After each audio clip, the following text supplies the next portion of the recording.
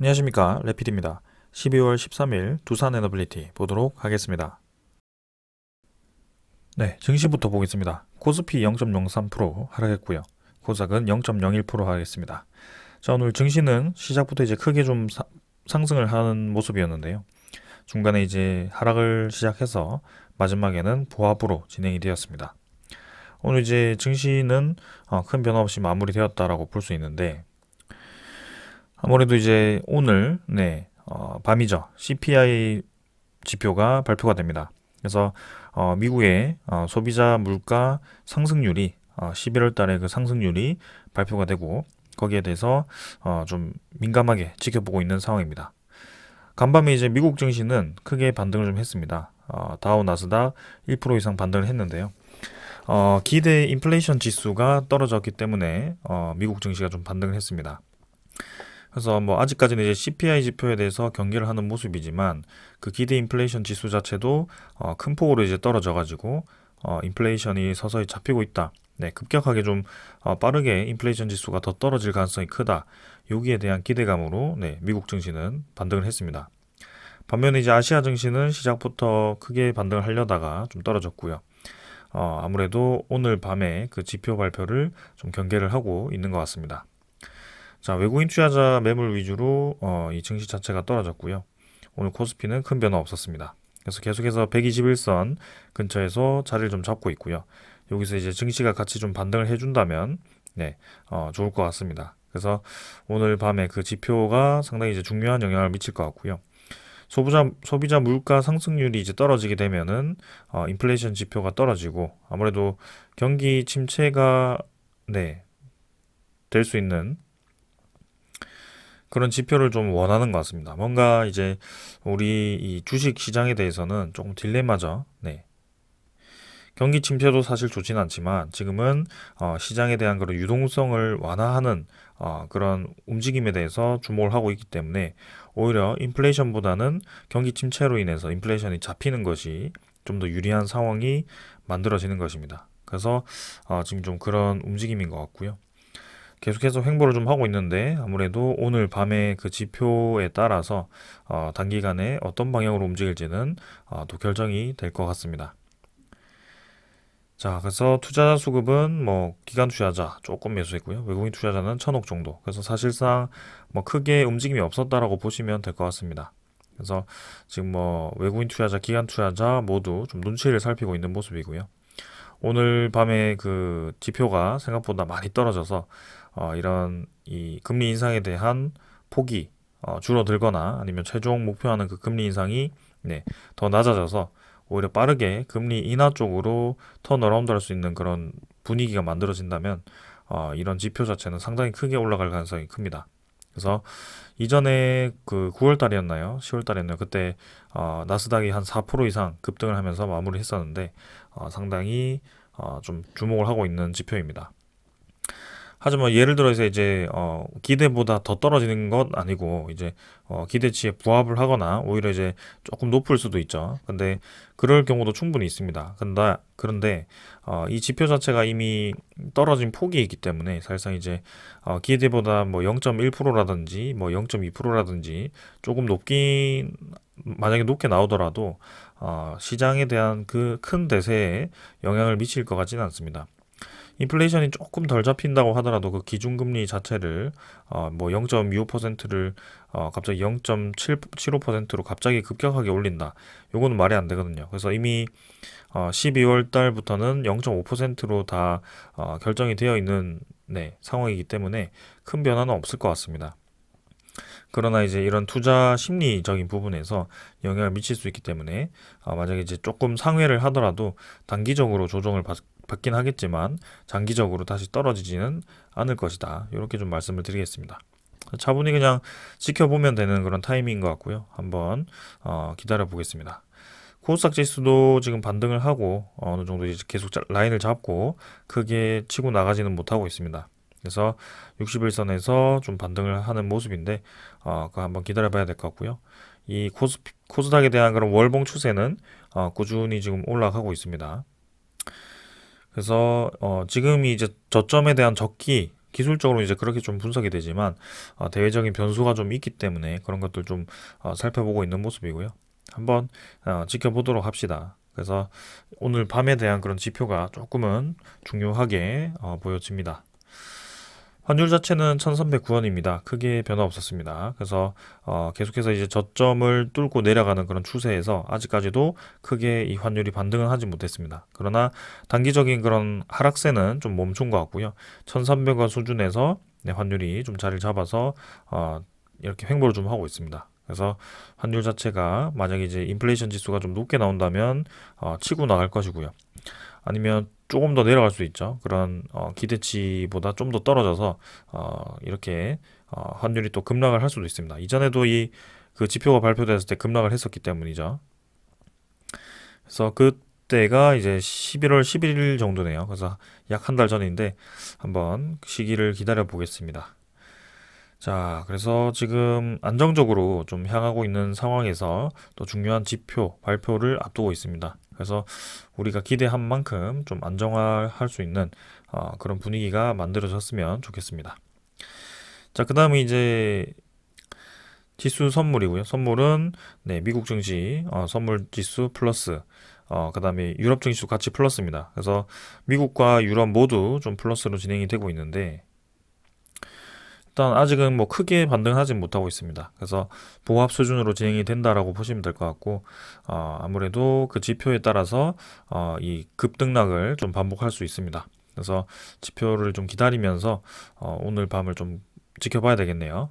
그 다음에 이제 미국 10년물 국채금리도 3.6% 지금 이제 저점을 찍고 조금 이제 횡보를 하면서 살짝 올라가고 있습니다. 근데 이것도 그 움직임에 따라서 급등락을 할 가능성이 크고요.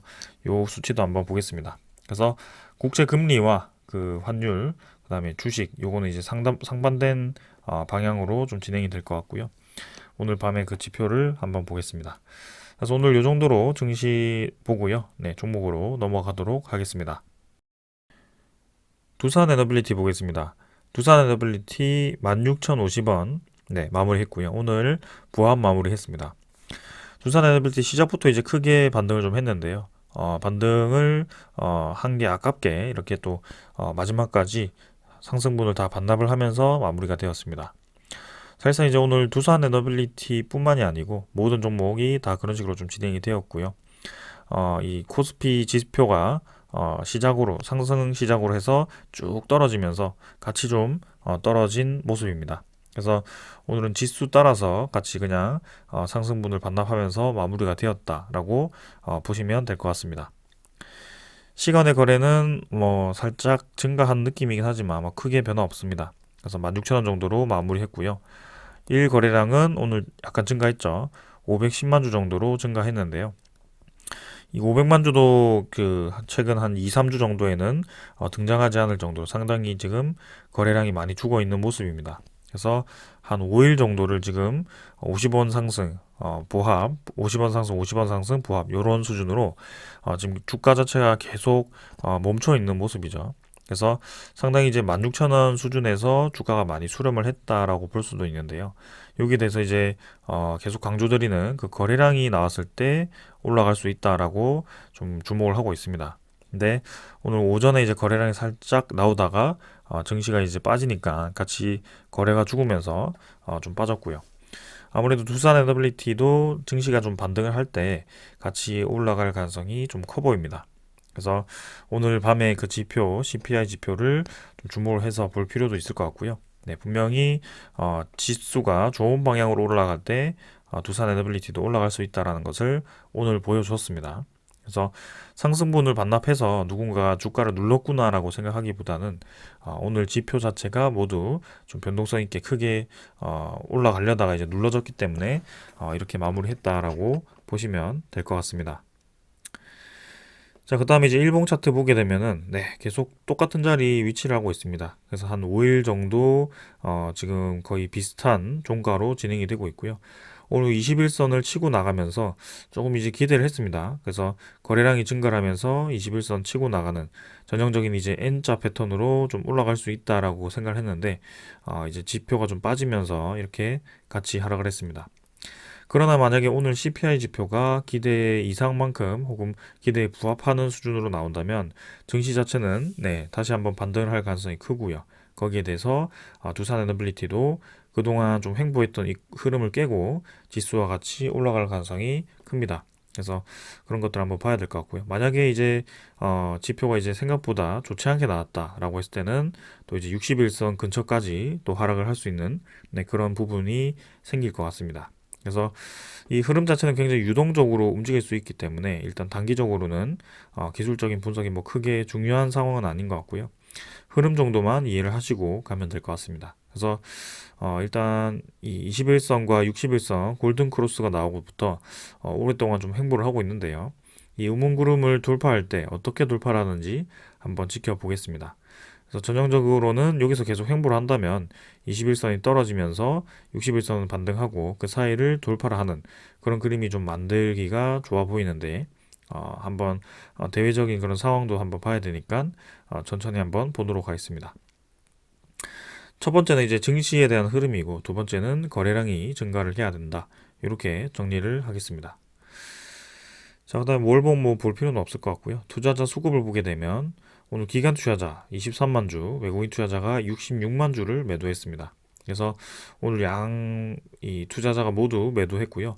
금융 투자가 19만 주 매도했고요. 외국인 투자자가 많이 매도했습니다. 그래서 오늘 뭐 투신 보험은 그대로 이제 뭐 크게 움직임 없었던 것 같고 연기금 투자자가 이제 한 8일 정도 연속 매수를 하다가 4만 1,000주 매도를 좀 했습니다. 그래서 살짝 이제 매도가 나와서 좀 아쉽게 되었는데 그래도 뭐 크게 물량이 많이 나오진 않았기 때문에 괜찮다라고 보고 있습니다. 그래서 외국인 투자자가 지금 또 이제 열심히 매물을 모으다가 또 이렇게 뱉기 시작했는데 이때 이제 공매도 거래가 또 이용이 될 가능성이 크죠. 그런 것들 한번 살펴보도록 하겠습니다. 오늘 이제 외국인 증권사가 직접 움직이진 않았습니다. 근데 외국인 투자자에 대한 매도 물량이 많이 나왔거든요. 그래서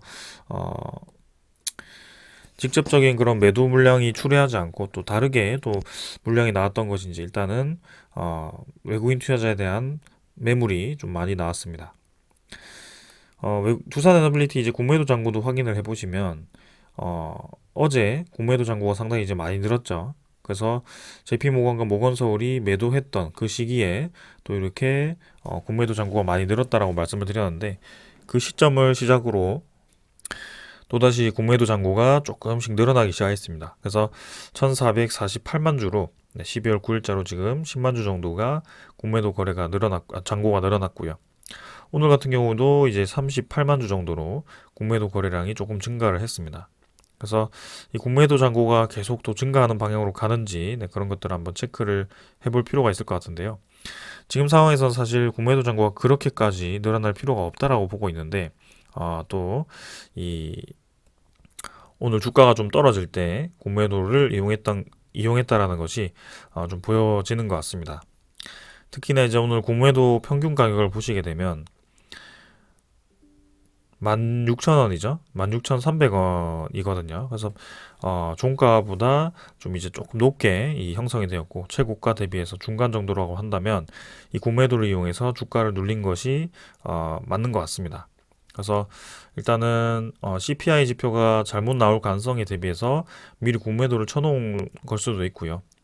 최근에 이제 코스피 100에 대한 리밸런싱 물량이 진행되면서 거기에 대한 대량 물량이 좀 왔다 갔다 했는데 그 물량으로 또 공매도를 쳤을 수도 있고요. 일단 뭐 공매도 자체가 지금 두산에너빌리티 안에서 계속 활발하게 움직이고 있다는 것은 사실인 것 같습니다. 그래서 좀 아쉽다라고 보여지고 추후에 계속 늘어나는지만 좀 체크를 해보겠습니다. 그 다음에 이제 대차 잔고 같은 경우는 오늘 상위 종목으로 또 이렇게 집계가 되었습니다. 그래서 두산에너빌리티가 지금 체결이 12만 8천 주, 상환이 125만 주 정도로 해서 110만 주 정도가 지금 감소를 좀 했고요. 엊그제 이제 늘어났던 그 대차 잔고가 그대로 또 감소를 한 모습입니다. 그래서 공매도 잔고가 좀 늘었는데 그 공매도 잔고도 같이 감소하는 방향으로 갈 수 있을지 한번 보도록 하겠습니다. 대차 잔고 자체는 3,100만 주였지만 오늘 저 부분이 반영이 된다면 3,000만 주 수준으로 감소를 할 것 같고요. 추적 물량이 이제 66만 주였지만 134만 주로 좀 많이 매도를 했습니다. 그래서 그동안 이제 열심히 매수했던 그 물량을 또 이렇게 매도를 하면서 그래도 이제 11.5% 정도는 지분을 좀 유지하고 있는데요. 아무래도 이 외국인 투자자가 공매도를 적극적으로 이용을 하고 두산 에너빌리티에 대한 주가에 좀 상당히 영향을 주는 것 같습니다. 특히 거래량이 없을 때 그렇게 움직이고 있기 때문에 지켜볼 필요가 있을 것 같고 이 물량을 매집해서 넘기는 과정에서 공매도를 좀 이용을 하는 것 같다. 이렇게 좀 보여집니다. 그래서 추후에 또 어떤 흐름을 이어갈지는 또 지켜보도록 하겠습니다. 아직까지는 뭐 특별히 보이는 그런 매도 증권사는 보이지 않고 있습니다. 이전과 거의 유사한 것 같고요. 추후에 오늘 밤에 이제 CPI 지표 발표 이후에 흐름을 좀 더 봐야 될 것 같습니다. 자, 그래서 이 정도로 좀 공매도 잔고, 대차 잔고 확인을 했고요. 두산 에너빌리티 소식 전해드리도록 하겠습니다. 자, 오늘은 뭐 큰 소식이 없었습니다. 그래서 내용을 보시면 이제 하나증권에서 에너지 가격 반등을 해서 이제 정유화, 천연가스와 그다음에 탈탄소 관련 종목 부각을 나타냈습니다. 그래서 가격 반등을 했기 때문에 그 직접적인 관련, 가격 관련 종목들, 그다음에 대체 에너지원으로 탈탄소가 필요한 그 종목들이 부각이 되었는데 그 에너지 관련 종목으로 대표적으로 하나솔루션, OCI, 두산에너빌리티, 유니슨 등의 기업이 이렇게 선정이 좀 되었습니다. 그래서 대체 에너지원으로 계속 이 두산에너빌리티가 추천이 들어오는 상황이고 목표 주가도 현실적으로 이제 설정이 되어서 진행이 되고 있는 그런 상황입니다. 그래서 두산에너빌리티가 계속 전망이 좋아지고 있다라는 것은 사실이고요. 그리고 이제 해상풍력에 대한 소식을 좀 간단하게 전해드리면 어제 말씀드렸듯이 8기가와트가 아니죠. 8메가와트입니다. 8메가와트급의 해상풍력의 국제 형식 인증을 취득을 했죠. 그래서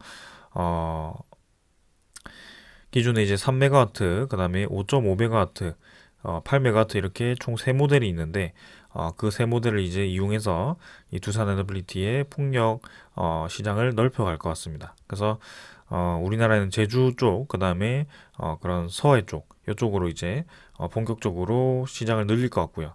특히 이제 우리나라 특화된 그런 풍력 시스템을 이용할 것이기 때문에 두산에너빌리티의 그런 국산화 초점과 그 다음에 우리나라의 풍속에 대한 그런 특화된 모델로 인해서 시장을 좀 차지를 할 수 있을 것 같습니다. 그 다음에 이제 베트남 쪽이고요. 베트남의 그 두산 비나를 통해서 해상풍력 시장을 또 노리고 있고요. 그래서 국내뿐만 아니라 이제 계속해서 이 해외로 시장을 늘려간다면 두산 에너빌리티에 대한 풍력 시장은 계속 전망이 좋아질 것으로 예상이 됩니다. 자, 아직까지는 뭐 두산 에너빌리티에 대해서 풍력 시장에 대한 그런 엄청나게 큰 수주를 보진 못했지만 그래도 분명히 이제 추후에 좋은 흐름이 나올 것이라고 보고 있고요. 지금도 이제 수천억 이상의 그런 이 풍력 시장에 기자재를 공급을 하고 있기 때문에 추후에 1조 이상 규모로 매년 수주를 할 수 있을 것이라고 생각을 하고 있습니다. 자, 그래서 그런 것도 한번 기대하면서 기다려 보도록 하고요. 자, 오늘 그래서 전해드릴 소식은 여기까지 좀 말씀을 드리고 나머지 이제 말씀드릴 게 있는데 이 두산 에너빌리티에 대한 PER을 언급을 해서 이 지금 PER이 굉장히 높기 때문에 두산 에너빌리티가 지금 굉장히 고평가된 것이 아닌가라는 얘기를 하시는 분이 최근에 좀 많습니다. 그래서 여기에 대해서 좀 짚고 넘어가야 될 것 같아서 여러분들께 좀 설명을 드리려고 하고요. 이 PER과 이 두산 에너빌리티에 대한 지금 현재 수준 정도를 짚고 넘어가도록 하겠습니다. 자, 그럼 먼저 두산 에너빌리티에 대한 PER부터 좀 살펴보도록 하겠습니다. 이거는 이제 네이버 증권이고요. 네이버 증권에 두산 에너빌리티에 대한 PER 지표가 나와 있습니다. 자, PER을 보시면 PER 321배, EPS는 50원입니다. 그래서 2022년 9월 대비해서 PER은 321배입니다. 자, 여기서 이제 PER과 EPS에 대해서 잘 모르시는 분들에 대해서 다시 한번 설명을 드리자면 PER이라는 것은 어, 주당 순이익입니다. 죄송합니다. PER이 주당 순이익이 아니고 PER은 주가 수익 비율입니다. 네, 정정을 할게요. 주가 수익 비율이고요. 이 PER과 함께 알아야 되는 것이 EPS입니다. 여기 옆에 나와 있죠. EPS가 주당 순이익입니다. 자, 그래서 주당 순이익이라고 한다면 기업의 순이익을 주식수로 나눈 것이 주당 순이익이겠죠. 그래서 그게 이제 50원입니다. 두산에너빌리티 같은 경우는 상장 주식수가 6억 3,838천 주죠. 네, 그래서 주식수가 이제 최근에 좀 많이 늘어났기 때문에 이 EPS 입장에서는 좀 불리한 그런 입장도 있습니다. 그리고 22년 9월이기 때문에 22년의 9월에 그 순이익을 나누었다고 볼 수 있겠죠. 그래서 22년의 9월에 이런 순이익을 아마 계산을 했을 겁니다. 자, 그래서 이제 이 PER이라는 것은 그러면 얼마 정도 되어야지 적정한가라고 이렇게 생각을 할 수가 있는데요. 이 보통 이제 이 PR이 좀 낮다라고 한다면 한 50 아래 정도, 50도 좀 높아 보이는데 한 10 정도, 10에서 20 정도 이 수준인 것 같습니다. 그래서 정말 낮은 종목들은 이제 PER 10 아래로 떨어져 있고요. 조금 이제 저평가되어 있는 애들은 10에서 20 정도.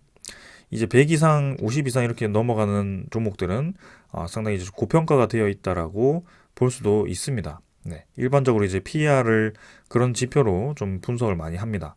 그래서 보통 이제 투자를 할 때는 이 PER에 대해서 낮은 종목을 많이 선택을 합니다. 왜냐하면 그 PER이 낮은 종목을 선택하게 되었을 때 이 기업이 저평가되어 있는 종목일 가능성이 크기 때문입니다. 근데 여기서 중요한 점은 PER이 낮다라고 해서 저평가가 되었다라는 것이 100%다. 이렇게 좀 보기는 어렵습니다. 그 이유에 대해서는 좀 이따가 설명을 드리도록 하겠습니다. 자, 그래서 PER을 계산할 때는 현재 주가에서 아까 PER에 대해서 완벽하게 말을 안 드렸군요. 그래서 현재 주가를 EPS로 나눈 것으로 계산을 하게 됩니다. 그래서 현재 주가가 16,000원 정도이기 때문에 EPS 50원, 9월달에 50원을 나누게 되면 320배 정도가 나오게 됩니다. 그래서 이렇게 이해를 하시면 될 것 같고요. 그러니까 이제 주가가 높아질수록 PER이 높아지겠죠. 그리고 EPS가 높아질수록 이 PER이 낮아지겠죠. 그래서 서로 상반되는 그런 이 관계가 있다라고 이해를 하시면 되겠습니다. 그래서 기업이 돈을 많이 벌수록 저평가가 되고 두산에너빌리티 이 종목 주가 자체가 낮아질수록 저평가가 된다. 이렇게 PER을 분석하시면 됩니다. 자, 그럼 PER을 보았을 때 분명히 이제 이 순이익을 가지고 움직이는 지표다라는 것을 우리가 이제 알게 되었죠. 근데 그 PER을 좀 보게 되면 지금 PER이 어디 갔죠? 유보율이고 PER이 6 있죠. PER이 이런 식으로 진행이 됩니다. 네. 근데 3분기 기준으로 이제 282배로 되어 있는데 현재 주가로는 320배가 되어 있고요. 근데 지금 네이버 추정 1년치로 보게 되면은 PER이 24배밖에 되지 않습니다. 그리고 이제 영업이익 자체가 그리고 순이익 자체가 상당히 이제 늘어나 있죠. 올해 이제 이 3분기까지의 순이익을 집계를 했을 때는 200억밖에 되지 않습니다. 근데 이 4분기에 대한 순이익을 상당히 높게 잡았기 때문에 이 컨센서스가 5,290억이 나오는 것이고요. 네. 아무래도 그 영향은 파생 상품에 대한 그런 손실이 이제 보전이 되었기 때문이라고 좀 보고 있습니다. 그래서 그런 영향 때문에 4분기 실적이 상당히 이제 좋게 나올 가능성이 크다라고 보여지는 것이고 거기에 대해서 PER이 연결 기준으로 24배가 추정이 되고 있습니다. 그죠? 그래서 EPS가 이제 655원까지 증가를 했기 때문에 그 PER이 상당히 이제 낮아진 것이고요. 지금 이제 지금 기준으로 EPS가 50원밖에 되지 않고 이전에도 135원으로 집계가 되었는데 이제 4분기까지 하면 상당히 이제 많이 집계가 됩니다. 이 연결 기준에 대한 순이익 자체는 사실상 이제 두산 밥켓이죠. 네. 두산 밥켓에 대한 영향을 상당히 많이 받았습니다. 두산 밥켓의 순이익만 하더라도 거의 8천억 정도 수준이거든요. 영업이익은 1조 이상으로 지금 잡혀 있는 모습이고요. 그래서 두산 에너빌리티의 자회사가 지금 거의 하나가 지금 몰아서 돈을 다 벌고 있기 때문에 연결 재무제표가 좀 좋아 보이긴 합니다. 근데 이제 사실상 이제 두산 에너빌티 개별로 보았을 때는 아직까지도 그 순이익이 크게 많이 나고 있는 상황은 아니거든요. 네. 그랬을 때 이제 두산 에너빌리티에 대한 PER은 또 이제 다르게 계산이 될 수 있는 것이죠. 그러나 이제 이 종목 자체가 움직일 때는 이 시가총액을 10조라고 잡았죠. 두산 에너빌리티 개별로 따졌을 때 그 매출액은 사실상 이제 이 시가총액에 맞는 매출액이 되지 않습니다. 그래서 연결 기준으로 이제 이 시가총액도 편성이 된 것이고요.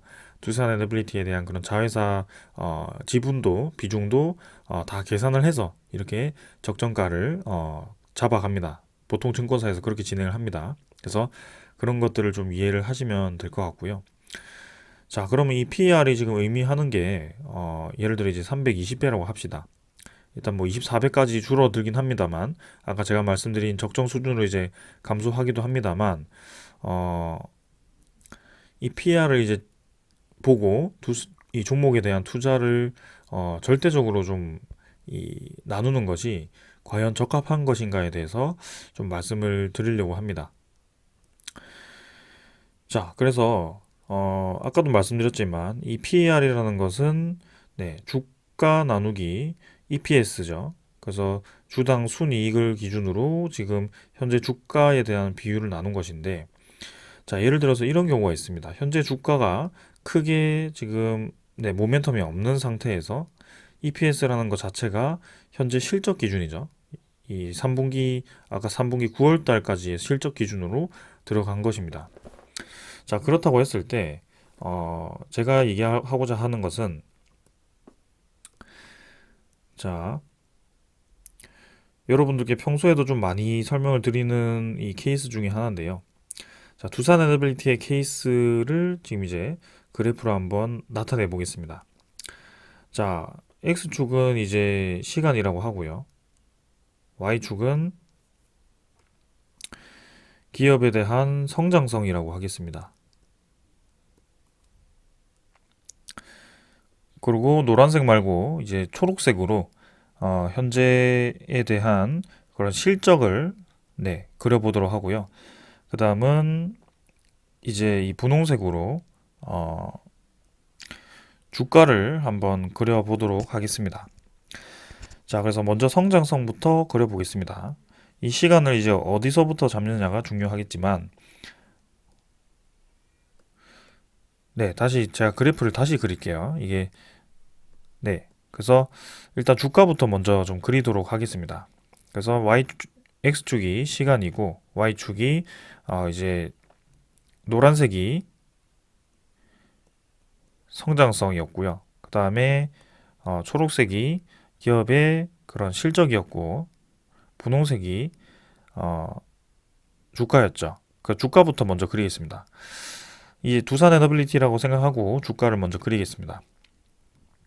자, 주가는 이제 두산 에너빌리티가 요렇게 약간 진행이 되었죠. 그래서 요 정도가 아마 한 2만 5천 원 정도가 되지 않을까 싶습니다. 2만 5천 원 정도. 네. 그래서 그렇게 좀 진행이 되었는데요. 그럼 성장성을 한번 그려보도록 하겠습니다. 이게 사실상 제가 절대적으로 지표를 정하고 그리기가 굉장히 어려운데 일단 네, 쭉 같이 떨어지다가 성장성이 이제 태양광, 친환경 쪽으로 투입이 되면서 우선적으로 증가를 하였고요. 거기에 대해서 이제 재무 개선과 함께 조금씩 계속 올라갑니다. 그러나 어느 정도 이제 정체를 겪고 이제 원전 산업이라든지 그런 수소 산업 이런 것들이 이제 살아나면서 지금 성장성이 꾸준히 높아지고 있는 그런 상황이라고 저는 표현을 좀 하고 싶습니다. 그래서 이 성장성이 꾸준히 높아지는 거에 대한 이유는 여러분들께 뭐 충분히 좀 많이 설명을 드렸는데 원전 시장에 대한 그런 확대와, 그 다음에 어제 SMR에 대한 그런 시장 확대와, 그 다음에 해상풍력과, 그 다음에 수소시장, 수소연료전지라든지 액화플랜트라든지, 그 다음에 태양광 쪽, 그 다음에 이번에 중동 시장의 그런 UAE라든지 사우디 쪽에 그런 해수 담수화 플랜트라든지 이집트도 있습니다. 네, 그래서 그런 플랜트 관련해서 지금 시장이 이전보다 좀 많이 증가를 하고 있습니다. 중동에 대한 그런 큰 투자가 이전 10년 동안은 없었거든요. 근데 이번에 다시 나왔다는 점에서 성장성을 상당히 높게 잡고 있습니다. 그렇기 때문에 증권사들도 계속 좋은 평가를 내고 있는 것이고요.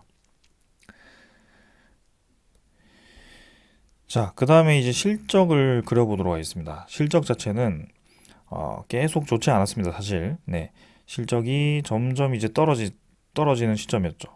이 주가가 반등하는 시점에서도 실적은 계속 좋지 않았습니다. 그러나 주가가 어느 정도 이제 올라왔을 때 적자가 이제 메워지기 시작하고 실적이 개선이 되기 시작했고요.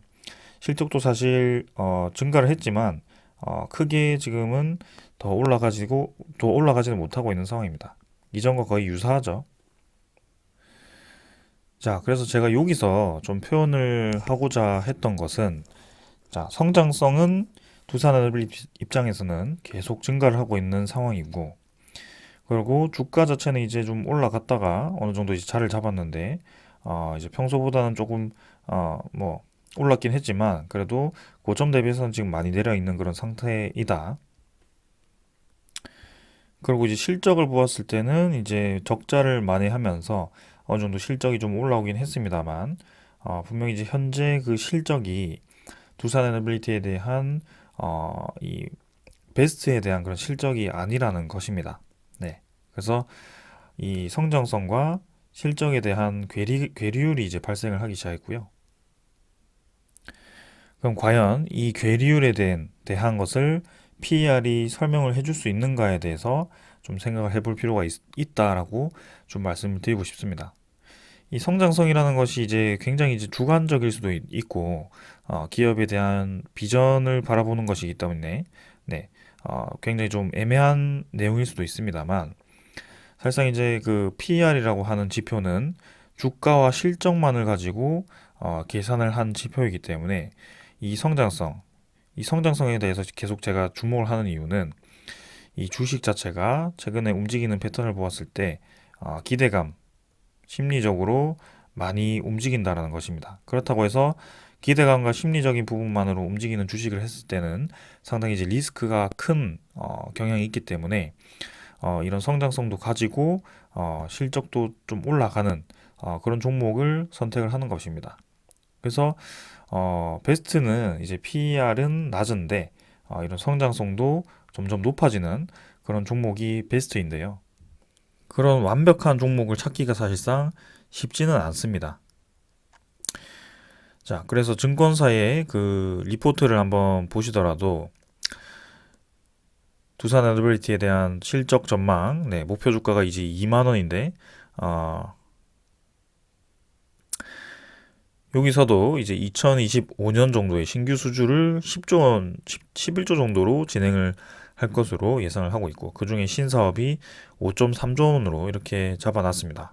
그래서 두산 에너빌리티에 대한 그런 앞으로에 대한 그런 성장성을 주목을 하고 있다는 것을 알 수가 있고요. 그리고 실제로 이제 이 증권사에서 분석한 PER은 2023년 기준으로 20배 수준이라고 이렇게 나와 있습니다.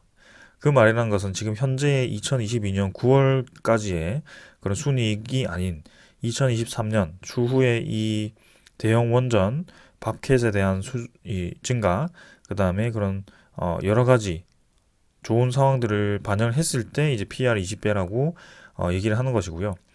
그게 이제 뜬구름 잡기식이 아니고 이집트 원전, 뭐 폴란드 원전, 그런 뭐 체코 원전, 해상풍력, 아니면 뭐 그런 UAE 원전, 네, 그다음에 뭐 사우디의 그 네온 프로젝트, 이런 큰 건들이 이제 다 반영이 되어서 네, 저렇게 나올 가능성이 상당히 크다라고 보고 있는 것입니다. 그렇기 때문에 목표 주가가 이제 도달하니까 바로 이제 2만 원으로 상향을 시키는 이런 움직임도 보였던 것이고요. 그래서 제가 말하고 싶은 것은 이 PER 하나만을 가지고 이런 종목 자체, 이 두산 에너빌티 가진 특징 중에 강조했던 부분이 제가 있습니다. 시장 파이가 커지고 있습니다. 네, 시장 파이가 커진다는 것은 이 기업이 이 성장을 할 수 있다라는, 성장할 수 있는 그런 발판이 마련됐다는 것이고요. 그리고 이제 정부적인 정책 차원에서 정책 자체가 이 두산 에너빌리티에 대한 그런 탈탄소 에너지원으로 몰리고 있습니다. 그래서 이게 상당히 중요하다라고 말씀을 드리고 싶고, 두 번째는 기술력입니다.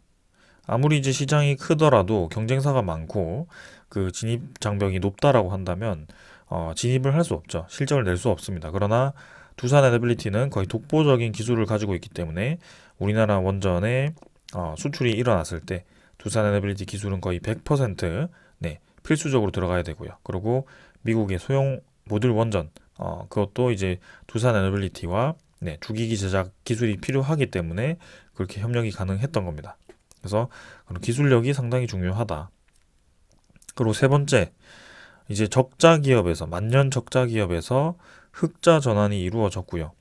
그런 과정에서 아직까지도 단기 차입금이 많기도 하고, 그리고 그런 두산 바켓에 대한 PRS죠. 그런 파생 상품에 대한 손실이 실제로 이제 재무적으로 반영이 됩니다. 근데 그게 실손실이 아니고 장부상의 손실이기 때문에 지금 이제 두산 에너빌리티에 대한 그 순이익을 계산하기가 상당히 어렵습니다. 그래서 지금 발표된 그 PER 자체를 두산 에너빌리티의 모든 것이라고 생각할 수가 없다라는 것입니다. 네, 그래서 이 1, 2, 3번과 아까 제가 말씀드린 그 성장성, 주가, 그 다음에 실적에 대해서 생각을 해본다면 지금 두산 에너빌리티는 우리가 주목하고 있는 것이 현재 가지고 있는 실적이 아니고 앞으로에 대한 성장성을 통해서 실적이 개선될 수 있는 그 여지를 바라보고 투자를 한 것입니다. 그렇다고 한다면 이제 PER이 별로 중요하지 않다라는 것이고요. 실제로 PER은 내년 그 연결 기준으로 해서는 네, 20배 수준이라고 합니다. 네, 그래서 실제로도 이제 그런 식으로 개선이 된다라고 하니 금상첨화인 것이죠. 그래서 그 부분에 대해서는 네, 제가 충분히 답변을 드렸다라고 생각을 하고요. 두산 에너빌리티는 저는 저평가되어 있다라고 네, 생각을 합니다. 자, 그리고 대표적인 이제 저평가 종목이라고 PER만 보았을 때 저평가 종목이라고 할 수 있는 삼성전자를 보게 되면 PER이 9.6배밖에 되지 않습니다. 그러면 모든 사람들이 이제 삼성전자에 지금 투자를 다 하는 것이 맞습니다. 그리고 주식 투자를 할 때 무조건 PER이 낮은 종목을 선택을 하는 것이 맞겠죠. 그 지표가 맞다면요. 근데 사실상 이제 그렇지 않습니다. 삼성전자 같은 경우는 PER이 네, 20배 이상 올라간 적도 없고요. 계속해서 낮게 유지가 됩니다. 그리고 이 산업 특성이 있습니다. 반도체 사이클이라는 산업 특성이 있기 때문에 갑작스럽게 이제 그런 경기 침체가 발생할 경우 이런 이 영업이익이라든지 순이익이 급감을 하는 특성이 있습니다. 거기에 대해 이제 선 반영이 되어서 주가가 이제 상당히 좀 많이 떨어져 있는 상황이긴 하죠.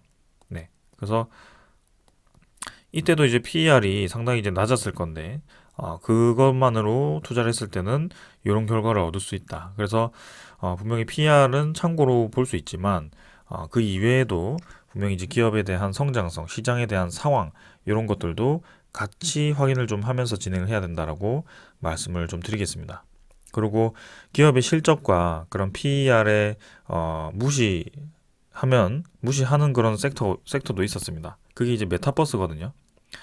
메타버스가 정말 어마어마하게 올라갈 때가 있었는데 그때는 PER도 크게 소용이 없었습니다. 그래서 한 달, 두 달, 세 달, 네 달, 다섯, 여섯, 일곱, 여덟, 아홉, 열, 열한, 거의 1년 동안 계속 올라갔습니다. 네, 그래서 그 주식 시장 자체는 기대감으로 좀 올라가는 경향도 충분히 있습니다. 그리고 2차 전지 같은 경우도 사실상 이제 지금도 이 LG 에너지 솔루션이라든지 그런 종목을 보았을 때 PER이 상당히 높습니다. 근데 계속 이제 올라갈 수 있다라고 바라보고 있는 것이 그런 수주 잔고가 370조 수준이고요. 현재 그 2차 전지 관련 종목들이 다 그런 식으로 진행이 되었습니다. 그래서 일찌감치 처음에 이 종목이 실적도 별로 안 좋고 PER도 그렇게 낮지도 않은데 왜 이렇게 계속 올라갈까라고 분석하신 분들이 꽤 있을 겁니다. 네. 그래서 그런 흐름 자체는 갑작스럽게 찾아오고요. 유동성과 그다음에 기업의 성장성이 받쳐주기만 한다면 실적이 현재 좋지 않더라도 PER이 높더라도 충분히 올라갈 수 있다라는 것을 네, 여러 경험을 통해서 볼 수가 있었습니다. 네, 그래서 그런 것들, 네, 지표를 하나만을 가지고 네, 맹목적으로 좀 투자를 하면 안 되고요. 시장 전체를 먼저 보고 PER도 참고하면 좋죠. 당연히 확률이 높아지니까요. 근데 그런 것들 여러 개를 동시에 좀 바라봤으면 좋겠다. 그리고 이 기업을 내가 왜 투자를 하는지에 대해서 목표를 좀 세웠으면 좋겠다라고 좀 말씀을 드리고 싶습니다. 자, 그래서 오늘 이 정도로 좀 말씀을 드리겠고요. 오늘 CPI 지표 어떻게 나오는지 한번 네, 주목을 해보도록 하겠습니다. 자, 여기까지 하겠습니다. 감사합니다.